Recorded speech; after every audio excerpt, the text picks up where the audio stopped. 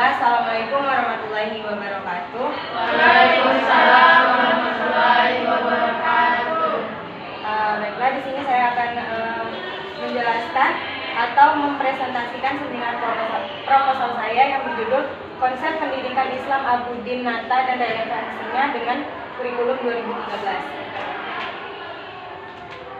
Yang pertama yaitu latar belakang. Pendidikan merupakan istilah yang berasal dari kata didik dengan diberi awalan pe dan disertai dengan akhiran an, yang memiliki arti perbuatan atau hal, cara, dan sebagainya. Awalnya, istilah pendidikan berasal dari bahasa Yunani yang memiliki arti bahasa Yunani pedagogi yang berarti bimbingan yang diberikan kepada anak. Kemudian kata pedagogi diterjemahkan ke dalam bahasa Inggris menjadi education yang berarti pengembangan dan bimbingan. Sedangkan dalam bahasa Arab istilah pendidikan dikenal dengan tarbiyah.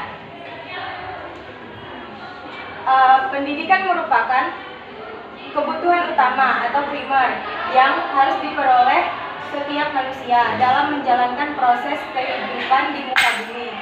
Pendidikan sangatlah penting dalam kehidupan dan tidak dapat dipisahkan dari kehidupan. Pendidikan juga dipandang sebagai passion atau kekuatan yang menjadikan suatu masyarakat atau negara berkembang pesat sejajar dengan negara lain. Jika kita berbicara mengenai pendidikan, pasti kita tidak akan lepas dari sebuah kurikulum. Menurut Ronald C. Doll, kurikulum sekolah adalah muatan proses baik yang dilakukan secara formal maupun secara informal yang diperuntukkan bagi pelajar untuk memperoleh pengetahuan dan pemahaman, mengembangkan keahlian, dan mengubah apresiasi, sikap, dan nilai dengan bantuan sosial.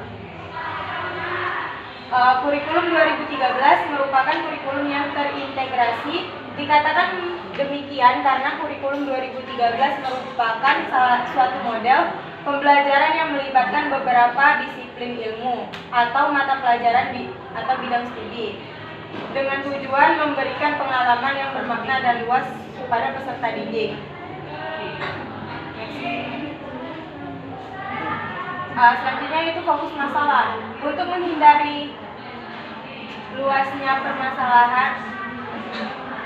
menghindari luasnya perubahan yang terlalu jauh atau keluar dari garis yang telah ditetapkan, maka perlu ditetapkannya fokus masalah, di mana fokus masalah ini penelitian ini yaitu hanya pada konsep pendidikan Islam perspektif pemikiran Abuddin Nata mengenai prioritas kegiatan pendidikan Islam dan kaitan relevansinya dengan kurikulum 2013.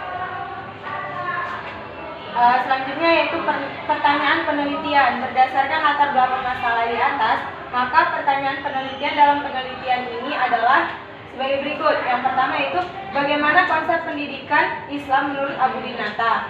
Yang kedua, bagaimana relevansi konsep pendidikan Islam menurut Abuddin Nata dengan kurikulum 2013.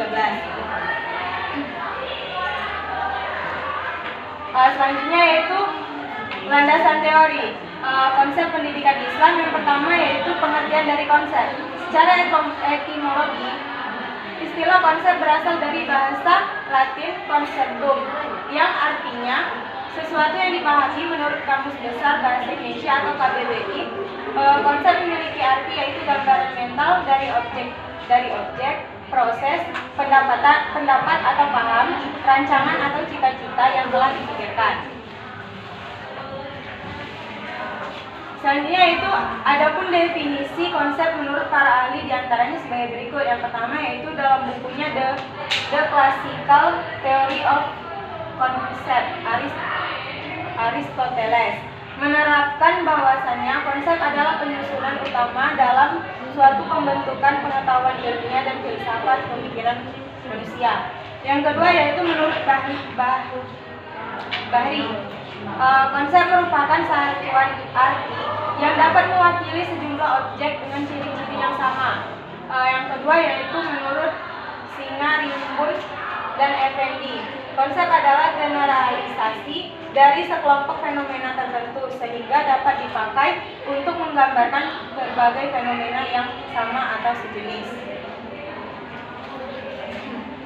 Selanjutnya yaitu pendidikan Islam. Pendidikan merupakan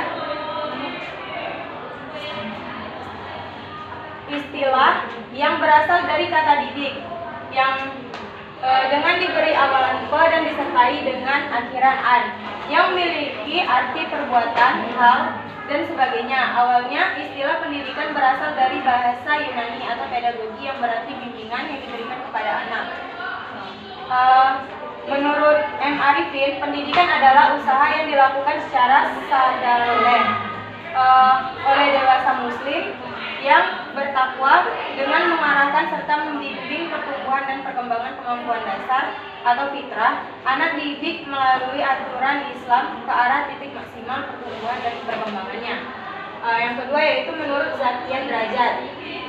Pendidikan Islam itu adalah pembentukan kepribadian muslim. Yang ketiga yaitu menurut Abu Dinata, pendidikan Islam adalah usaha sadar yang dilakukan secara sistematik untuk membentuk masyarakat didik sesuai dengan Islam, tuntunan Islam. Ambil ini aja yang di teorinya tuh poin apa yang harus dibuat ini ya, poin-poin dari kajian teorinya aja ya. Kamu sudah ini ada dosen lain enggak? Ada kan? Ya. Dan untuk menghemat waktu maksud itu kan? Selanjutnya yaitu pengertian dari kurikulum secara etimologis. Nggak usah lagi diperti langsung metodenya yang menggunakan metode apa saja. Kau jelaskan di metodenya kenapa menggunakan metode itu. Soalnya punya kau ini kan banyak, kalau kau uraikan satu-satu nanti panjangnya waktunya. Metode penelitian yaitu jenis penelitian. Ditinjau dari jenis penelitian yang diteliti digunakan dalam penelitian ini yaitu penelitian kepustakaan.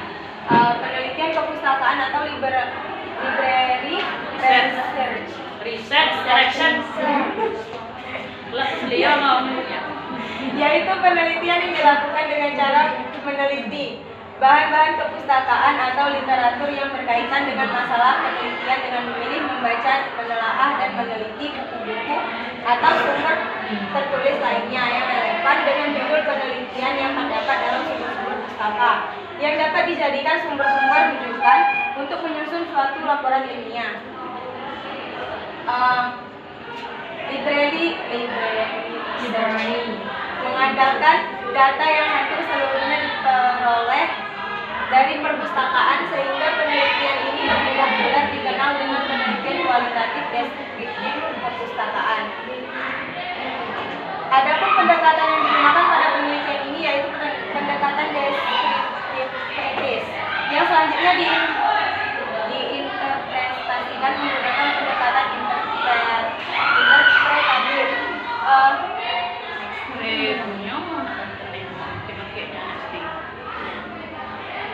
Selanjutnya itu desain penelitian dengan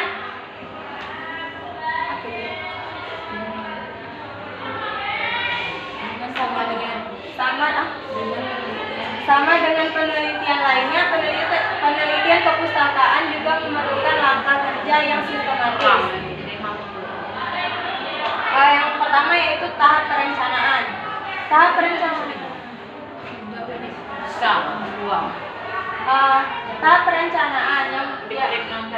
perencanaan terdiri dari identifikasi masalah, menetapkan tujuan dan manfaat penelitian. Yang kedua yaitu tahapan pelaksanaan. Tahap pelaksanaan terdiri dari menentukan metode kepustakaan, mengumpulkan data, analisis data, serta uji keabsahan data. Selanjutnya itu tahap akhir.